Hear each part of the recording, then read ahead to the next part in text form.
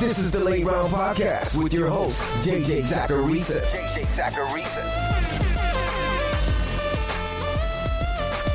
What's up, everyone? It's JJ Zacharisa, the editor-in-chief at FanDuel and at NumberFire.com, and this is episode 225 of the Late Round Podcast, one of the many shows that are part of the NumberFire Podcast Network. Thanks for tuning in. Before we get into this week's mailbag questions, I want to let you all know that FanDuel is celebrating the start of the NBA playoffs with the Fantasy Playoff by throwing a huge yacht party in Miami presented by Playboy. Keep up with all the NBA action, party with the playmates and celebrity guests, and watch a special performance by Flo Rida. Qualify now to earn your spot for the chance to join the celebration and compete for a share of $1 million in prizes by visiting FanDuel.com/fantasy.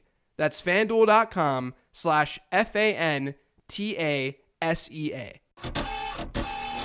This first question is from Twitter. It's from @Dynasty Dynamite. How much film do you watch? At what point in the process do you watch it? How much value do you place on it for the purposes of fantasy? I'm actually surprised that no one's ever asked this question before. It seems like one that would get asked pretty frequently, but it's not. I watch every single game. I think it would be hard to do my job effectively if I had no idea what these players looked like. But I would never sell myself as a, quote, film guy. As for how much value I place on it, I'm not sure how to really answer that question. I don't think that you can play fantasy football well if you're relying solely on film, though. Fantasy is a game about numbers. It's not a game strictly about talent. Watching what's unfolding on a football field can help you in some way, but someone who's ignoring data is not going to be a winning fantasy player. I definitely rely more on data than film because I know that I'm better at it. And the thing is, most times, the two overlap. Someone who's dominating from a data perspective is probably going to look good on film too. So I actually think that there's often too much of a divide when people are talking about this topic. But I think emphasizing the fact that fantasy football is a numbers-driven game, that's important here. And just because I'm a data-driven analyst doesn't mean that I'm not watching the game. I watch a lot of football because it helps me be a more well-rounded analyst. This next question is from @22jbright.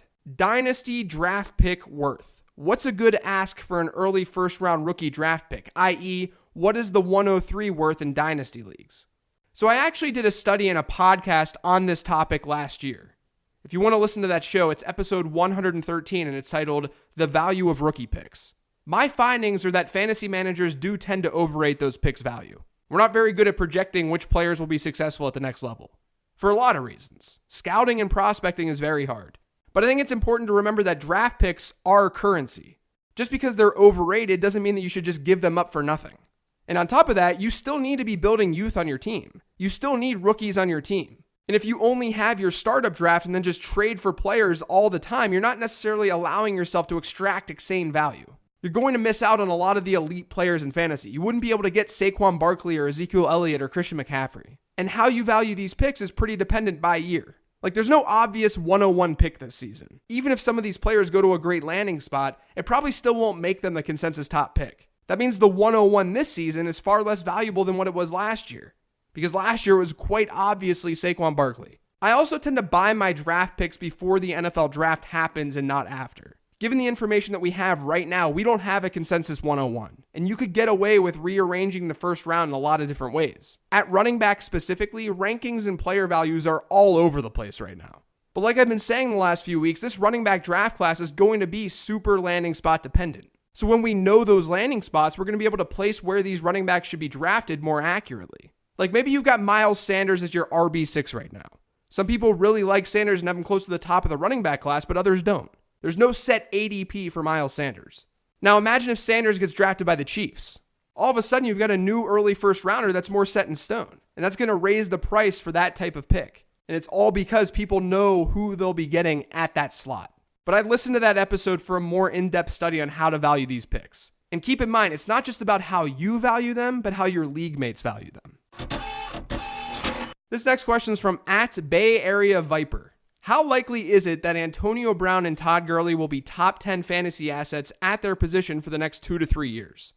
I think I'm more convinced that Gurley will be rather than Antonio Brown. I've talked about this on the show before, but I have a hard time imagining Antonio Brown's fantasy value getting better in a different location. It's probably going to get worse. Over the last 3 years, the Steelers have ranked 9th, 6th, and 1st in pass attempts. During this time, AB has had a top 10 target share in the league each season, and that's without playing full seasons. So what that means is that AB is consistently seeing a large chunk of a large pie. He's getting a ton of volume. As of this recording, a trade hasn't gone down, but almost no matter where he goes, he's likely to see a quarterback downgrade. Or at the very least, one where there's not a lot of experience playing with him. And then that team is also likely to not be as pass heavy as the Steelers have been. So the combination of the two makes Mr. Big Chest, less attractive from a fantasy perspective. And that's without even referencing that he'll be 31 years old in July. Things aren't sounding great with Todd Gurley's knee, but I still think that he's more likely to be a more consistent top 10 finisher over the next couple of seasons because of his situation. If some of the stories I'm reading about his knee are correct, I would doubt we see a Todd Gurley season like we've seen over the last two ever again. His usage is going to not be as high, but the competition at running back isn't super intense. It's absolutely possible that he finishes outside the top 10 over the next two seasons, and it's possible his knee has everything to do with it. But if I'm comparing him to Antonio Brown, who's almost certainly going to see a downgrade in situation, and who's also going to be 31 next season, I'll take the chance with the knee and say that Todd Gurley will be a better fantasy asset. But I would be lying if I said I wasn't worried about either of them. I'm very nervous about Brown's next destination, wherever that may be. And there's definitely some concern over Gurley's knee. They're not guys that I would be buying right now. This next question is from @VeganFauxPlez. Is it possible that the 102 is more valuable this year since there is not a consensus 101? In theory, a person could have their idea of the 101 fall to them at like 105. How can this be leveraged in trade talks? I would think that a lot of dynasty managers understand the same thing that you're talking about here, that it's a pretty flat draft class. But to reiterate what I said earlier, we should have more clarity once the NFL draft is over. We'll have a better idea as to where to rank these players. That's what makes the picks easier to acquire now than later. When things are chaotic, and if people currently view the 105 as not much different than the 102, then that means that you should try to acquire the 102 right now. Because at some point in your rookie draft, if you're drafting after the NFL draft happens, there will be some sort of drop-off in consensus rankings. Maybe that's after the 101, maybe that's after the 103, but it will exist. It's like last season how it was after like the 108 when Kerryon Johnson would get drafted. So keep that in mind. When you're reading the market, you have to also read information that you currently have available and how that will influence the market. This next question is from @MikeY24953167. I have no idea how you remember that number. A couple of weeks ago, you posted that moving OBJ is a bad call. Are there statistics that show that having a true wide receiver one helps a team be successful? It seems like all of the expensive/elite wide receivers also play for bad/mediocre teams. This is definitely a narrative that's out there and that a lot of people believe in. And I can understand it when you look strictly at Super Bowl winners. A lot of Super Bowl winning teams don't have elite wide receivers. One thing that we always have to remember with cost-related questions like this one is that we're not going to see perfect correlation between player talent and salary at all positions. And it's not just because teams make bad calls in signing these players. Each year, players get better and better deals at each position. So the most recent free agent class is the hypothetical richest. But even if you go down the list of the most expensive wide receivers last season, there's not that weak of a correlation between those players and their team's overall record. Like, I don't think that we can just conclude that. Odell Beckham is the most expensive and the Giants weren't great, sure. But Antonio Brown ranked second and the Steelers were easily the best team to miss the playoffs. DeAndre Hopkins was fourth. Brandon Cooks was fifth and his team won the NFC. Sammy Watkins was sixth, and his team was an offsides call away from being in the Super Bowl.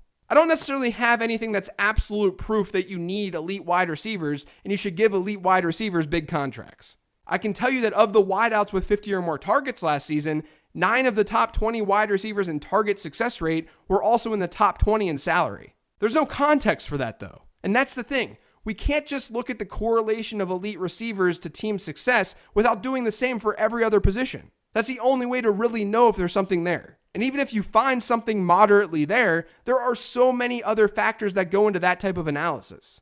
I also can't stand when people make team building judgments based on Super Bowl winners, which I'm not accusing you of doing here. It's just something that happens. But looking at who wins a Super Bowl and making team building decisions based on that is a terrible idea. Not only is the NFL playoff a single elimination one that has lots of variance, but the sample size is going to be small. We only have a handful of Super Bowl winners in this current pass-first era. But the reason I think elite wide receivers are really important to today's game is because I know that factually, passing is really important to today's game. That's something we can actually analyze. That passing matters and wide receivers are part of that passing equation. Running doesn't matter all that much. It's a lot more difficult to gain an edge through running the football than it is through passing it. So if I'm GMing a team, I'm going to do whatever I can do to enhance the pass and stop the pass. And a player like Odell Beckham is an elite player at a position that is part of the passing game. So I don't have a direct answer for you with this question, but the overall reasoning is because you should always try to do things that help improve the pass. Maybe the opportunity cost in having that contract is too high. I haven't done that analysis, and that's a core piece to your question. But you then have to prove your alternatives are making a bigger impact to show that having a player like OBJ on a big contract is a mistake. This next question is from @Freezy 2.0. Is Kyler the 101 for Superflex rookie drafts? As of today, I think he is, and I doubt that changes. I do think a team who doesn't need a quarterback at all can probably bypass Kyler Murray and get someone like N'Keal Harry. But I'm also a believer that quarterbacks can also be currency in Superflex Dynasty. Others will value them far more than I will, but I just want numbers. I just want as many starters in the league that I can in order to have leverage. But because there's no obvious 101 this season, and because I don't think that we'll get absolute clarity there after the draft, I think Murray is fine as the 101 in the Superflex rookie draft. This next question is from @Steven0128. In the past, you've said in Dynasty rookie drafts, draft running backs and trade for established wide receivers. Given that the rookie class is relatively strong at wide receiver and weak at running back, will you be adjusting your strategy this year? On the last podcast at the end, you made it seem like you would. So I think I need to do a better job communicating this point, and that's on me. When I said that I use rookie drafts to get my running backs, I don't want people to think that I never draft rookie wide receivers in rookie drafts. I'm still getting both positions. You have to get both positions. The reason I usually go more running back focused in rookie drafts is because you can get immediate production from that position. So if my startup draft was wide receiver heavy, which it almost always is, then I'm probably good at wide receiver for some time. So I'll focus on running backs. I'm not necessarily trading for established receivers. It's just that my team will be good at wide receiver given how I drafted it. But I'll take running backs in the first round all the time. I got a lot of Kerryon Johnson last year. And I also got some DJ Moore. It's all dependent on what works best for your roster. And as I've been saying, I think we're going to get a lot more clarity at running back after the draft is over. This is definitely a landing spot dependent draft for these guys. I can't stress that enough. But when we know those landing spots, we'll feel more comfortable getting some of those players in the first round. This last question is from @Cincy_Valentine. What are the least helpful stats in evaluating rookie talent? I'm assuming there are at least a few red herring stats people put too much stock into.